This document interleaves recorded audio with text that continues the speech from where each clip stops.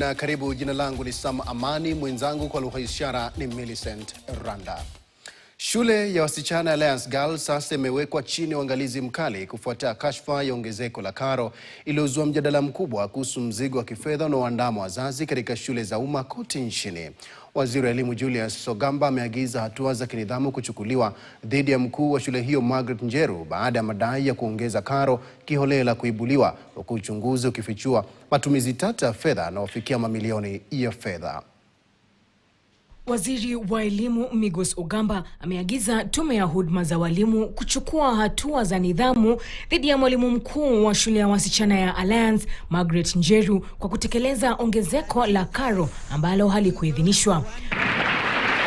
Hatua hiyo imejiri baada ya tathmini ya Wizara ya Elimu kubaini kuwa mwalimu mkuu huyo alisimamia ongezeko haramu la karo kutoka kiwango kilichoidhinishwa cha shilingi 53,558 hadi shilingi 120,179, hali iliyoongezea wazazi na walezi mzigo mkubwa wa kifedha. Katika barua tofauti kwa mkurugenzi wa elimu wa kanda Sabina Aroni, waziri huyo alisema uchunguzi uliofanywa na idara ya ubora na viwango vya elimu ulipendekeza kuvunjwa kwa bodi ya shule.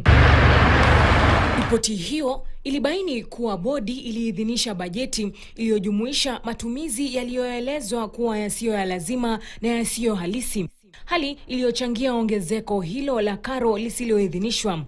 The wonderful drivers. Ada za matumizi yaliyozua utata yanajumuisha shughuli za maadili na kiroho ya shilingi milioni 1.1, safari za kila mwaka ya shilingi milioni 16, hafla za tuzo na hotuba ya shilingi milioni 13, vocha za tuzo, peremende na wasahihishaji mitihani ya shilingi milioni 5 na marupurupu ya utawala ya shilingi milioni 3, jumla ya matumizi ikifikia shilingi milioni 38.1.